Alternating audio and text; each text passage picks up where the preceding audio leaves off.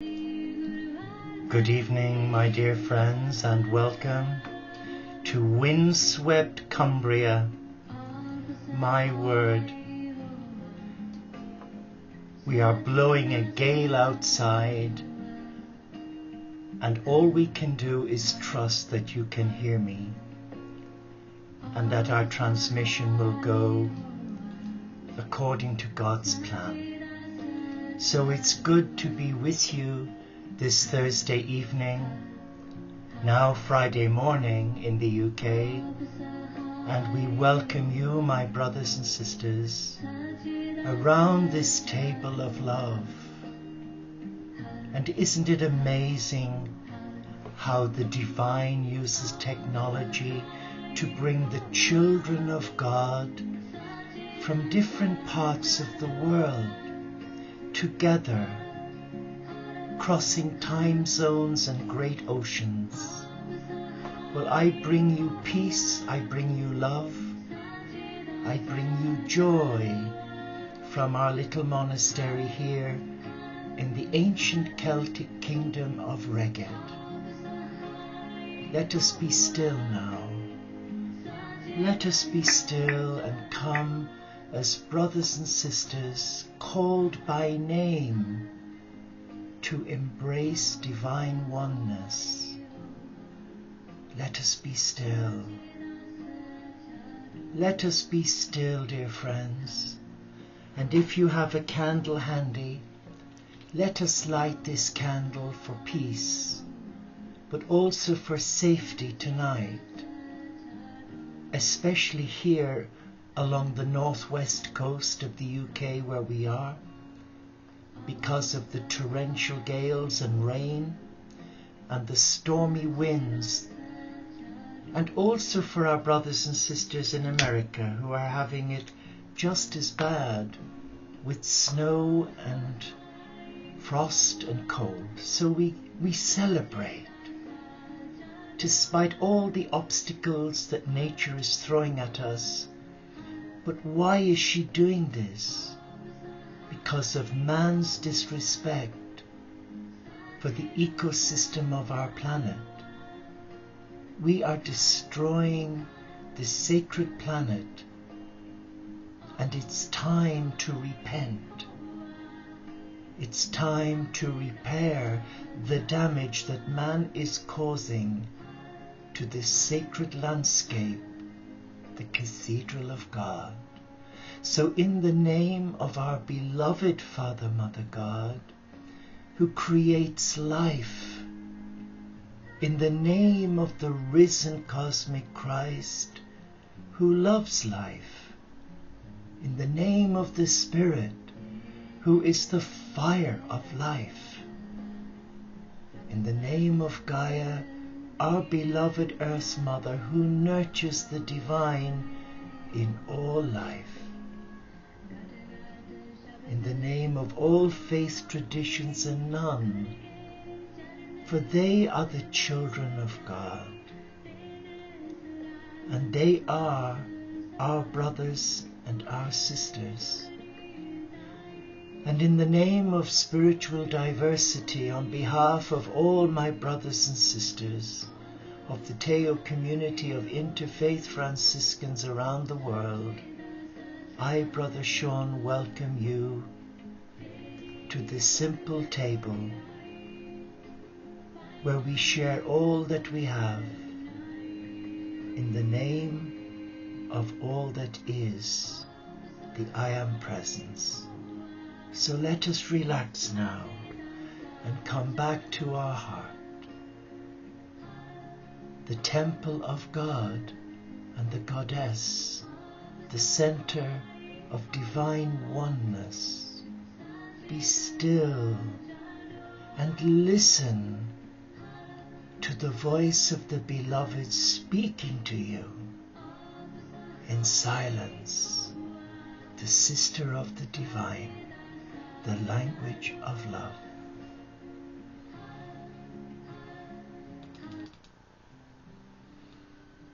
And now I play for you Shiananol, singing Peace Be With You, my brothers and sisters.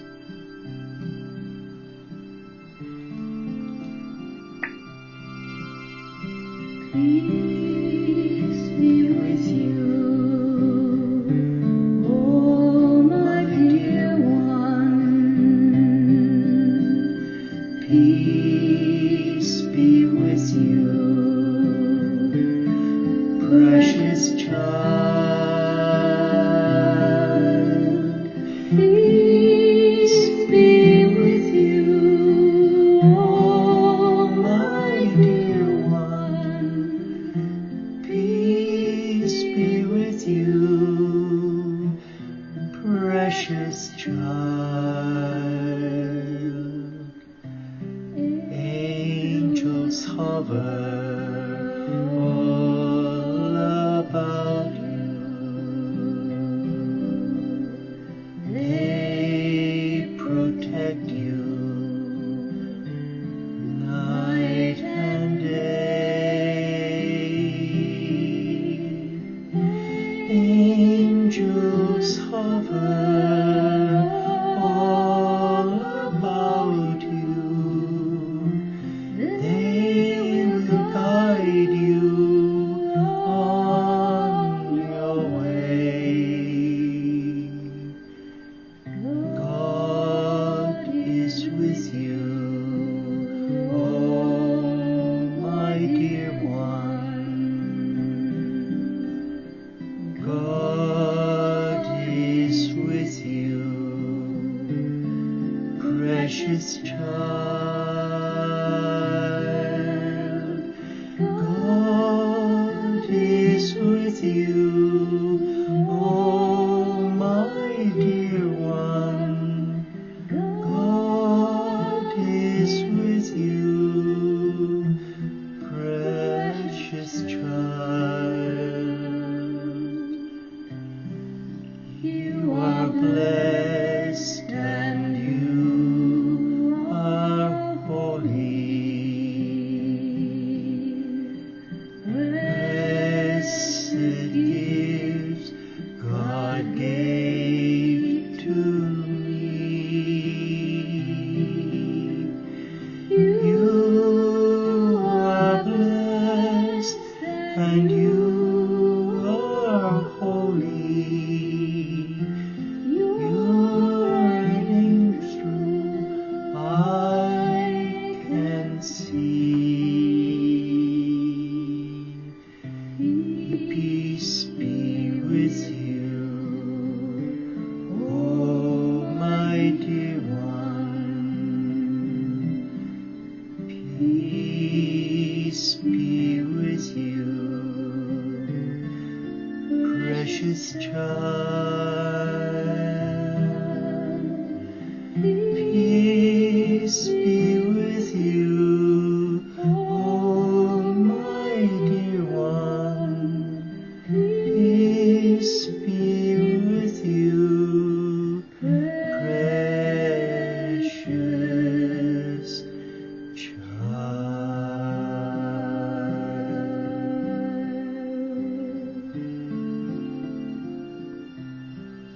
Peace be with you.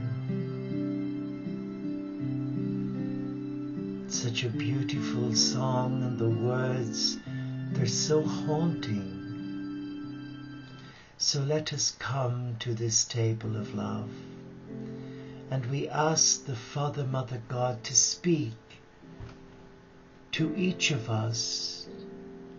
And I'm guided to read for you from this lovely book, To Bless the Space Between Us.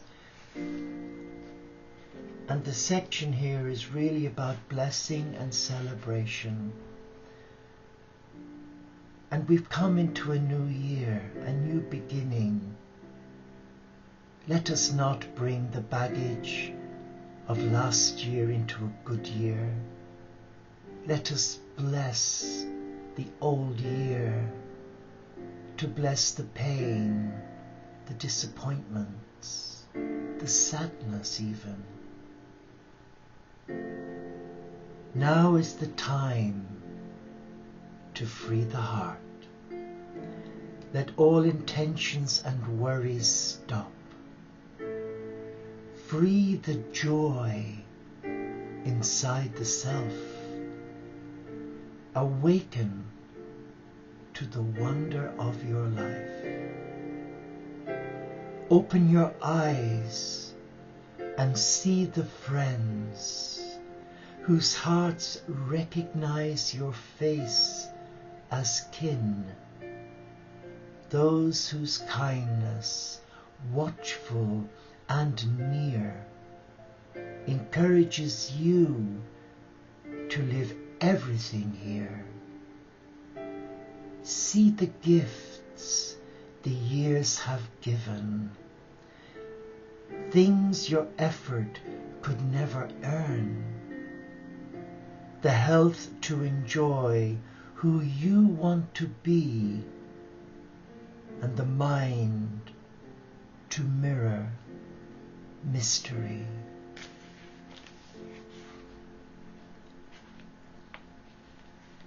Beautiful. What beautiful words from this amazing man of God, who's looking down on us as we read his words that came from a life lived in service to God. Latterly, before he died, on the west coast of Ireland in Connemara, where he lived more or less like a hermit, he went back to his Celtic roots and gave his life to writing extensively on Celtic spirituality, which resonates with my heart as a Franciscan who embraces all faiths.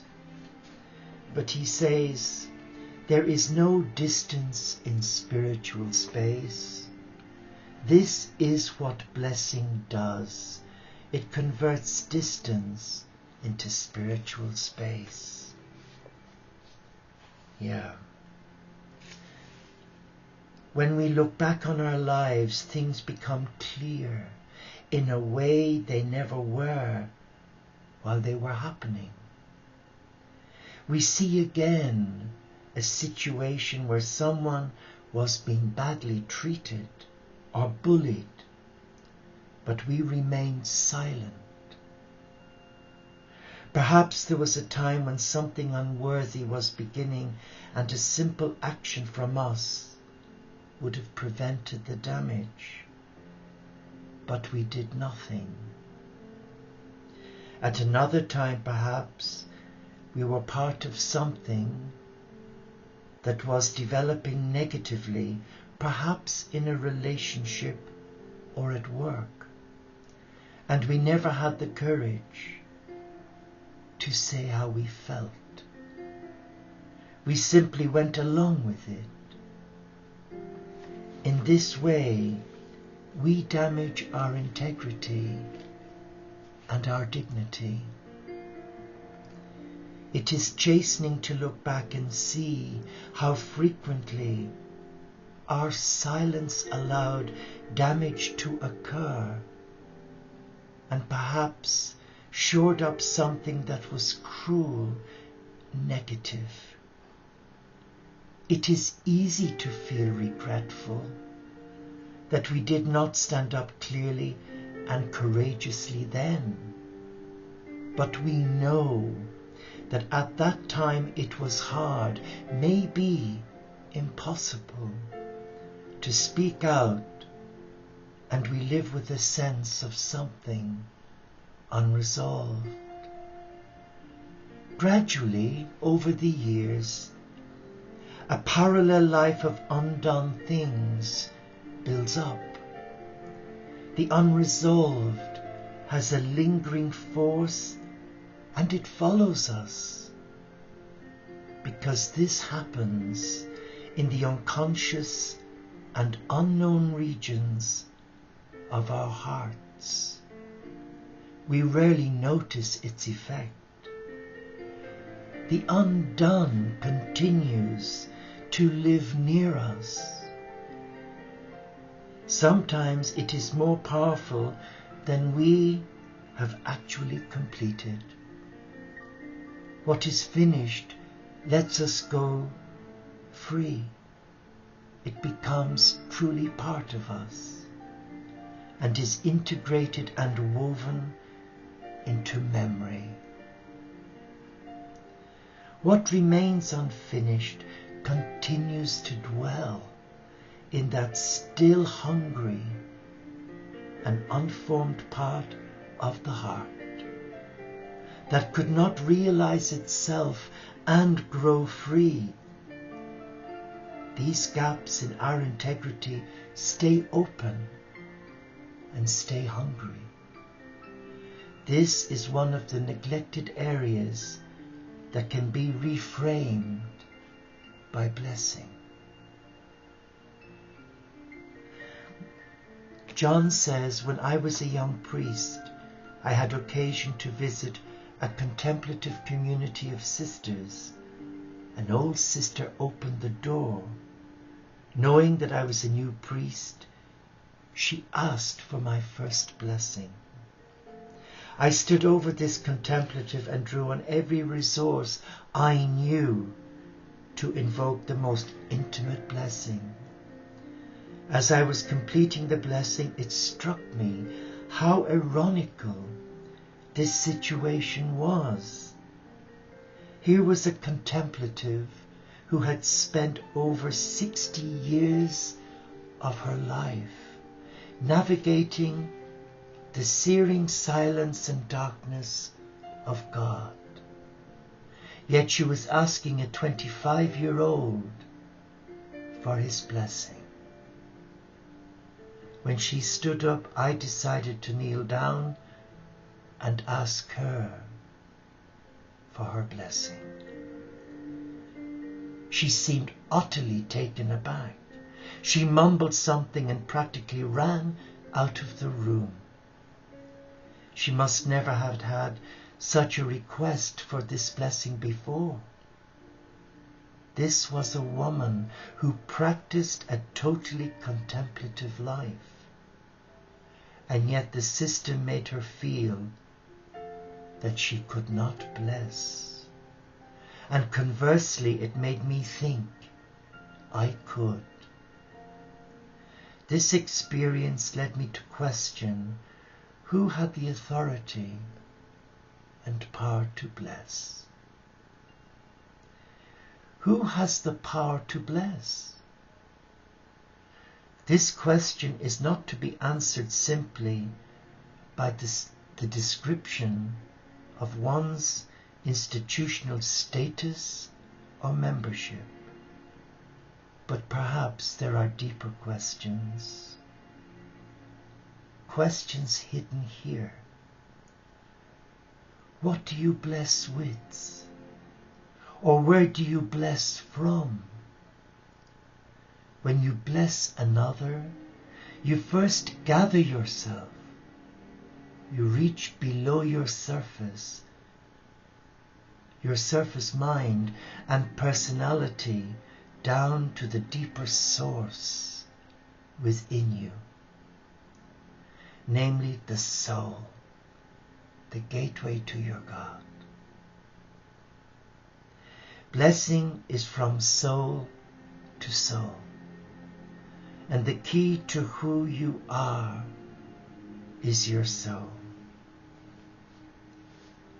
What beautiful words! What are they saying to your heart?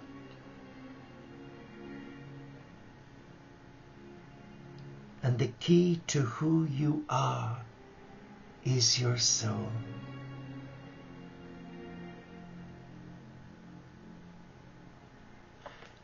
You'll have heard me share it many, many times. Your heart is your teacher. Your heart is the gateway to your soul, and your soul is the gateway to your God. And those words are true. And yet, how many of you are willing to sit now in the silence of this precious moment, that when I click my finger, it's history, it's gone? Do we deny the heart, the sentiment of the preciousness of this moment in God's presence? Or do you just join in for the sake of some fun, curiosity? Or are you genuinely a pilgrim in search of truth? We are all pilgrims. Our journey has no beginning or end. Even when we die, the body dies, but the soul evolves and travels into the mystery of divine oneness. But our mind won't let us comprehend it because it is too great. We are finite beings. God is infinite. When was the last time you sat in stillness and allowed your heart breathe the breath of God?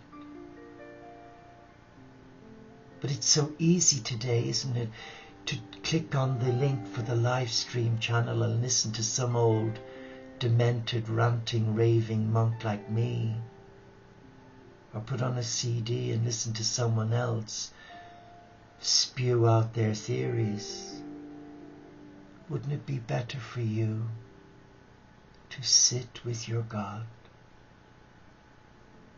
But many are afraid, because like the old nun who'd given 60 years of her life in service to God, was afraid to receive a blessing from a young man just ordained. She ran from the parlor, and I would imagine she was distressed, because the institutionalized religion to which she gave her life to, ingrained within her, she was not worthy. Is that how you see yourself? That you're not worthy? I did for many, many years. And now I don't, thanks to the teachings of the Nazarene and the Therapeutae Essenes, who schooled Jesus and Mary Magdalena and St. John in the school of love. That we were created by God, in God's image and likeness, and all that he saw, he found it to be good. Does that not say something to you? But hey, I've worries, I've fears. It's easy for you, Brother Sean. You've no worries or fears. Ah, but little do you know. Come, let us be still now. Let us be still in the presence of love. Let us bow our head, and let us now invite, invoke, and call upon our Father, Mother God to allow their Son, the Cosmic Christ, in the presence of the Goddess energies of the Supreme, Magdalena, Gaia Isis, Kuan Yin, Mother Mary. And we are sat in our room. Our eyes are closed, but we can see the flame of the candle flickering before our eyes. And then we become aware of a fragrance, a beautiful fragrance of spikenard, that indicates to me that Magdalena is present. And here comes the beloved, the Christ.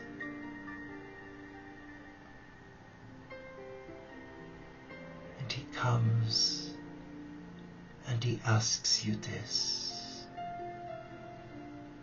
will you allow me to bless you? Will you allow me place the hands of my God on your crown chakra and on your heart, will you allow me release our love into your being? We wait for your answer. And in the silence, you become aware of a beautiful presence. It is a presence of love that is accepting and not judgmental. It accepts you as you are, with your foibles, your mistakes, your weakness, your ups, your downs, your highs, your lows. And it beckons you.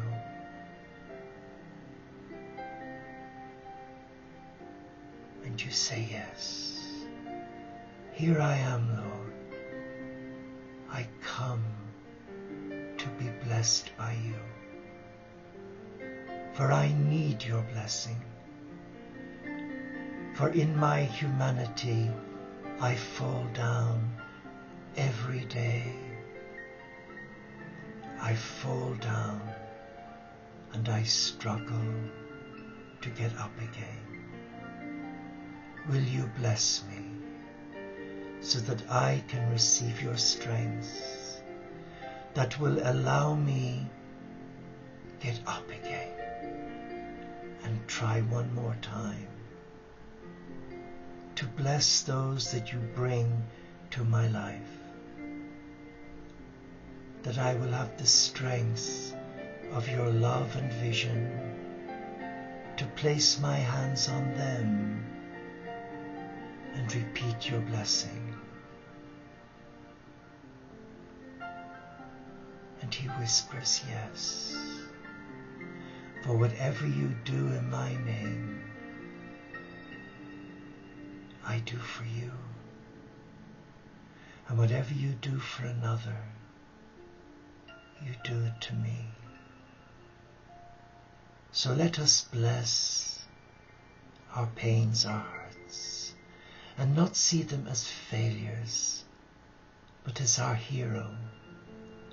They are the challenges that will make our dreams come true. Do you believe that? I do.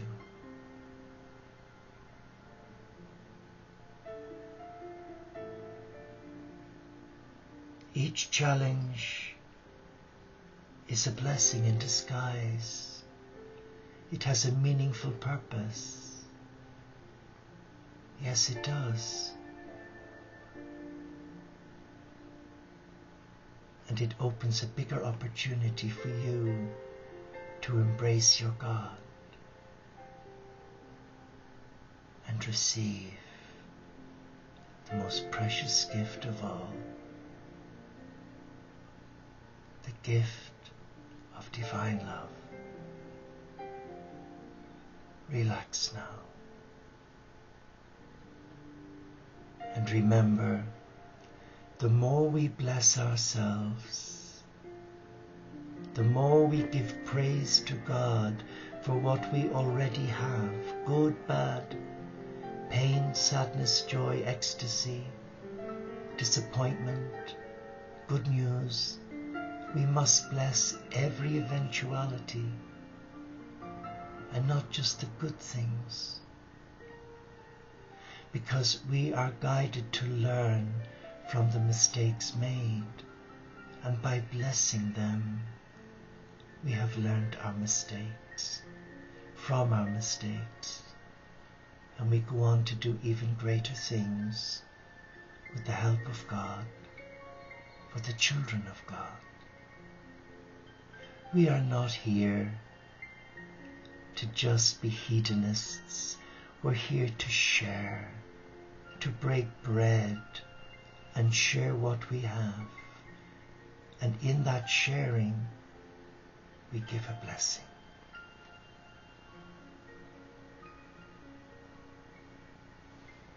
I want to conclude with a beautiful song. And it's from a great man.